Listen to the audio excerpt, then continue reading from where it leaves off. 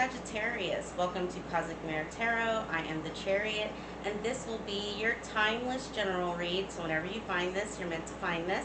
And this will be for anyone with a Sagittarius Sun, Moon, Rising, or Venus sign, even North Node. Cross watchers are always welcome. So with that being said, we will go ahead and kick things off. I picked up the Rider-Waite Tarot for y'all, so this is that's what we're going to start with. We'll then clarify with the Illuminati Tarot, which is a little bit of a difference, but they want to keep it different for y'all, so that's good. All right. Fine, Holy Spirit, please give me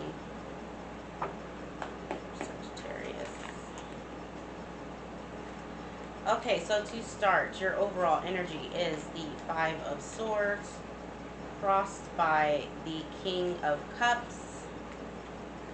Divine influence is the Hermit.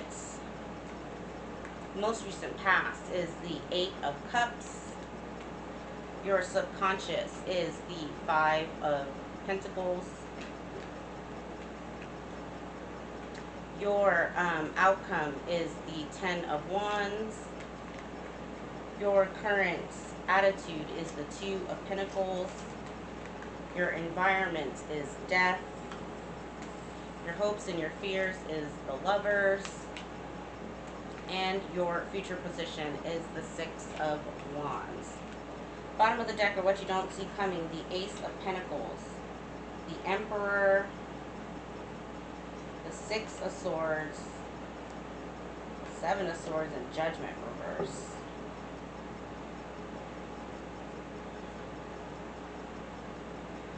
Okay.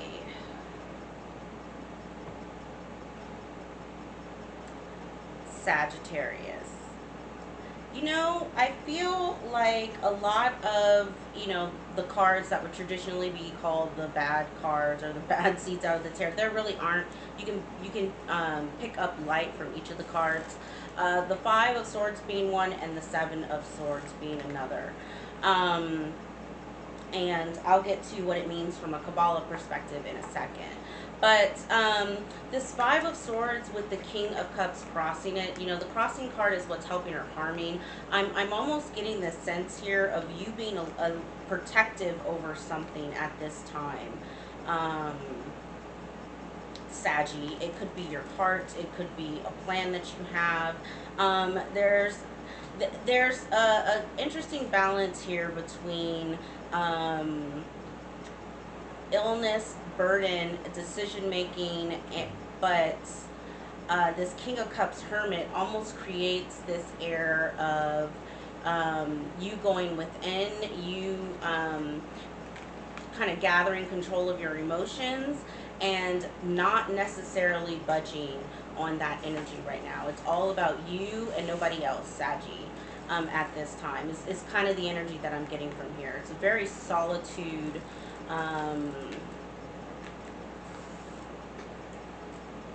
you're in your hermit phase, I would say. Really, just controlling your emotions and keeping things close to your chest. There is something in the past that you walked away from. This Eight of Cups is pinging off of this Five of Pentacles, so we can do some clarifying to kind of see what that what we flesh out there. It's almost giving me your subconscious is giving me a fear. So I would say off the bat, if there's any kind of words of advice that I could give you, is to monitor your thoughts around especially if you're trying something new, monitor your thoughts around, oh, I tried this in the past, or I tried to do something similar in the past and it never worked out. It's giving me a lack mindset. That your subconscious mind, you may need to do a little bit more shadow work there, Saggy. Overall, I would say the energy for your outcome in your future position is good. The Ten of Wands is something that is a burden, but like I always say, I love the Ten of Wands because A, it's a sign of completion of something, and B, it is this man carrying his harvest back to his barn. So he's finally going to reap the reward for the seeds that he planted, right? So although that is a pain in the ass, right, because now you have to harvest it, there's a reward at the end of it. So I like that. I also say the word reward at the end of it because you have the Six of Wands as your future position. This is very much, the Six of Wands is like my baby chariot card. It's a success of maybe a smaller goal that you had, or maybe a milestone or something like that. It's attention from other people, but it's very much in alignment with receiving some type of reward or upgrade in status of some kind. Okay, Sagittarius. So from a Kabbalah perspective, the 5 and 7 of Swords, in a from a Kabbalah standpoint, kind of refers to tit for tat arguments and pettiness, not necessarily being standing in your power around some sort of conviction that you have or some boundaries that you set. It's really about boundaries and the lack of boundaries being an injustice, right?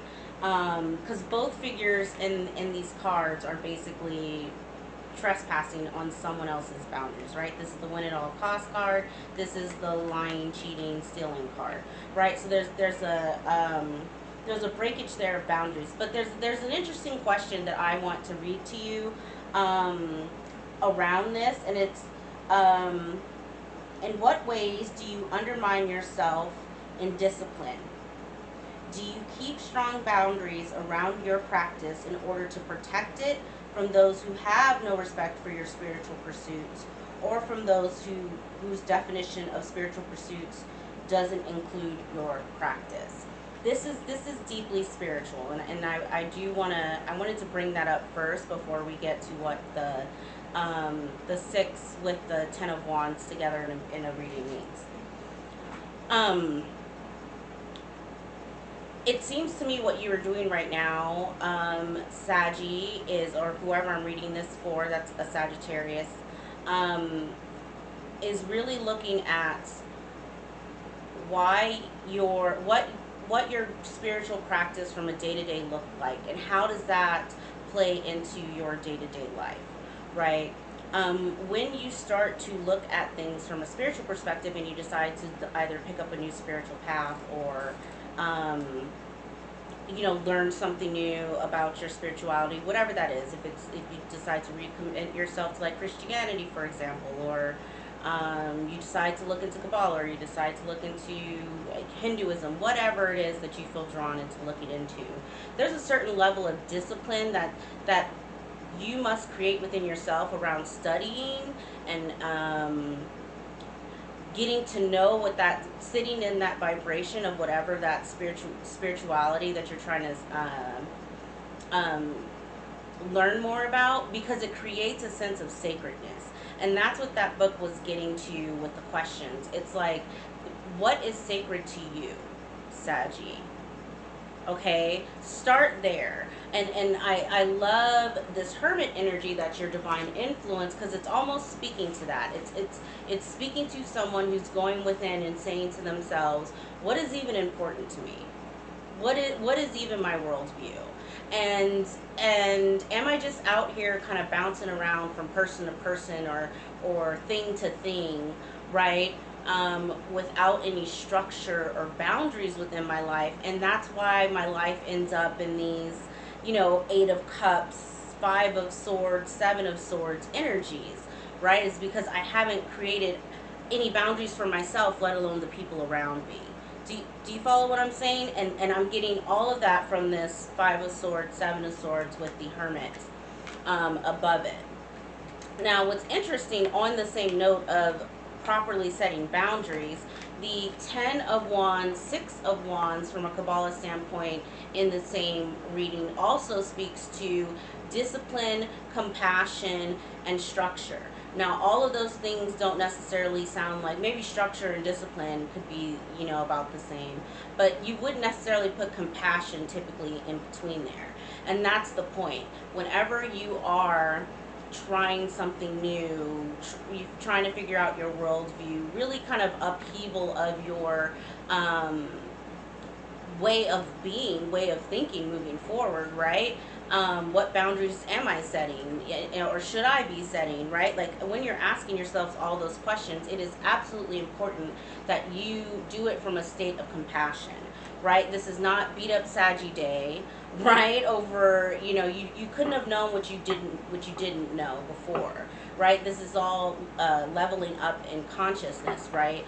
And so learning to, you know, on the days where maybe you don't fulfill whatever goal you had spiritually for that day, or, you know, whether it was to pray or to really read your Bible or a book or something like that, and you didn't, like, have some compassion for yourself and just learn to release any sort of negative thoughts when it comes to, you know, you just needing a break, right?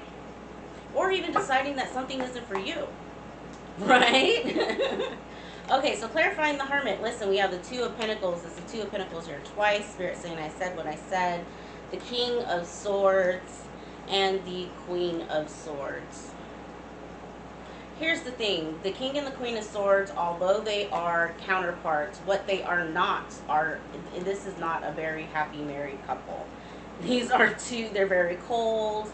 And typically they're there because the relationship has just been there for a really long time. It's just not, it's a relationship of convenience and almost mind games more than it is of love and compassion. They are picking off of this Eight of Cups that's in your past, so it's possible that you left a Queen or a King of Swords previously. Yeah, with Three of Cups reversed,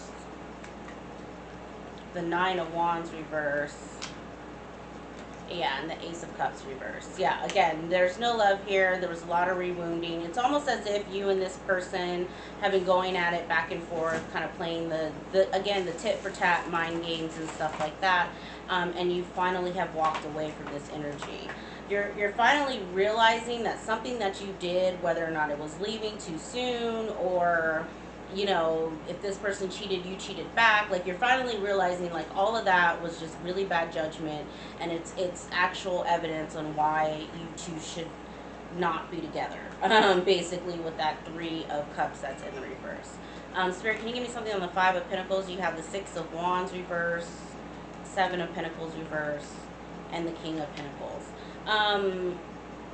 I do want to point out, you do have the Emperor at the bottom of your deck, which is what you don't see coming, which tells me, Saggy, that you are ascending. You're going from a King of Cups, King of Pentacles, King of Swords, right into an Emperor. The only one that's missing is the King of Wands, and he may show up. But, and there's no gender in tarot, right? Sometimes we ebb and we flow to my Divine Feminines between our Divine Feminine and Divine Masculine. At this time, just because you're more action oriented, you're more, again, looking at what are my boundaries, what are the boundaries that I should be setting for myself, what do I consider sacred.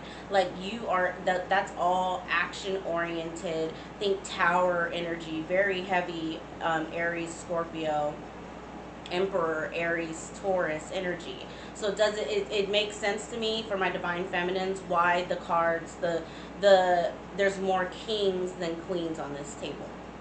Okay.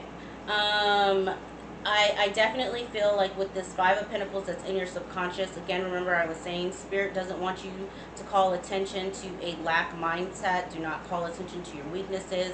Have some compassion. Really look at the things that maybe in the past you did try and plant seeds, or you were trying to grow, and maybe it's just the garden that you were trying to grow in, where, you know, Seven of Pentacles in the reverse, nothing harvested. Now, what do I mean by that? You try to start some business with a friend group, and it never, although you were excited about it, it fizzled out, right? Maybe it was those particular friends. Maybe you can go out and either try and create this on your own, or, you know, there's someone else through a networking event or something that you can ask. Something of that nature is happening here. Clarifying death, listen, is the Ten of Pentacles, the Prince of Cups in the reverse, and the Three of Swords in the reverse.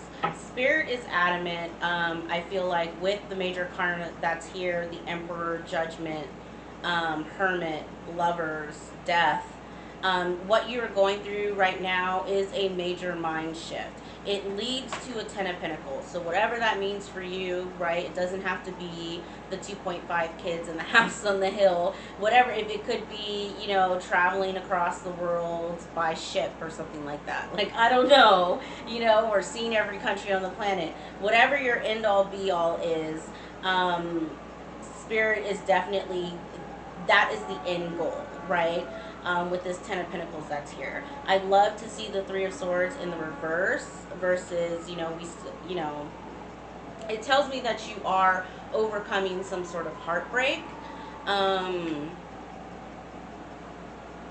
the Knight of Cups reverse is giving me kind of like deceptive energy. It's all pinging off of this King and Queen of Swords, so you know, take that as it resonates. All right, let's see. Lastly, Spirit, can you give me something on this Ten of Wands that's in their outcome? You have the Ace of Wands reverse, the Eight of Cups reverse, and the King of Wands.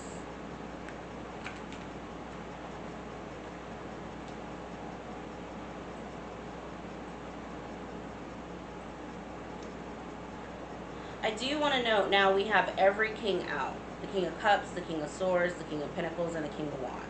So again, it makes sense why we have the Ace of Pentacles and the Emperor at the bottom of the deck. I feel like you're coming out of an energy, Saggy, of relearning the same lesson. I say that because now we have the Eight of Cups in the reverse here. And next to the Ace of Wands reverse. The Ace of Wands reverse for me is it's a stopped energy, but it's mainly stopped creativity and stopped actions. Remember I was saying not creating boundaries with the world or not knowing where you stand in the world from a conviction standpoint might allow you to just allow people freely in and out of your energy with, you know, without forethought into do they even deserve, right, to be there. And how that is a boundary crossed for you spiritually. Relearning that lesson either through partners, right? You somehow end up with the same King of Swords, Queen of Swords energy where there's a lot of tit for tat arguments, a lot of back and forth, whatever. The cycle just repeats.